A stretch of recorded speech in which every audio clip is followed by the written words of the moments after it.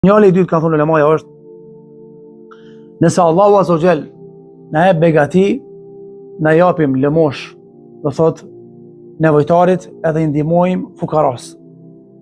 Nuk është patjetër me pas para me qenë njëri dorëshli, dorëdhënës, por me dhon ato që të kërkohet apo ato që të lypset nga të tjerat. Përpara i ka pas njëri dy qep në dur, njërin e ka dhënë sadaka, një ka marrë për veti. E ka pas një bukë, ka lypsi me i lyps, ka pas ka me dhënë e ka dha për gjys. Do të këto gjërat është mundu me i dhënë sadaka, pavarësisht se s'ka pas çështje materiale. Tash më shumë u bë sadakaja çështje materiale, jo ndihmë tjetër. Sadakaja është gjithëpërfshirëse, është shumë dimenziale në Islam. Jashtë asaj që na kuptojmë vetëm se çështje materiale. Për të arsye,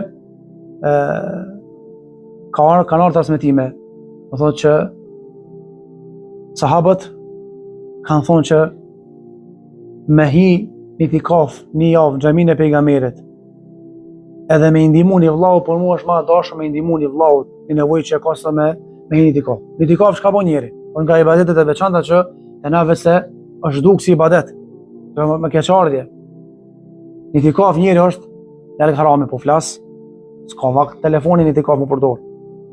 Përveç çështjeve që është obligative, është smur gruaja, thret, e vladi thret, nana baba kaç. Në itikaf të thot fjala itikaf izolim për një periudhë të caktuar, në vend të caktuar. Për shka? Për mu afru të Allahu dhe me këtë shpinë dunjas. Një muj me nejt itikaf njëri gëdhendet për gjunave. E tash sahabët e kanë llogarit, edhe pejgamberi thënë që vesh me thirr një vëlla, me çu me marrë një infuzion, s'ka kerr. Me çu më blen disa barna në anës së tij. Jo më blet ti, me çu vesh. Apo me thirr telefon një minutë, me këshillu për gjinën që e ka kaplu, apo me shkruani mesazh shpresh dhënës. Por ty është më vlerë se një muj me nej, xhamia për asaj me bëj itikaf edhe me bëj gjithë këtë ibadet. Andaj vazhdimisht me qenë zemërbar, vazhdimisht me qenë dorëdhënës.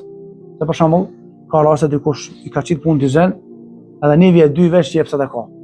Pak Zoti ja ndal pasunin, nuk e ka më gjendje financiare që ka pas maharet se është normale, jeta lëviz, nuk kemi, do thotë, na konstant në një gjendje po lëvizmi, atëre shef që edhe të zdel kafe, si pagun kurkujt, nuk i ndihmon kurkujt, e kom dertin tem, ka ra buxheti. Ja, muslimani s'është kështu. Muslimani çdo herë është bamirës.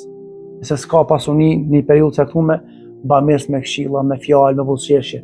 Nëse edhe kjo si jepet mundësia, sa që ka dikush nevojë me ndihmë fizikisht, ai nuk heziton dhe i ndihmon.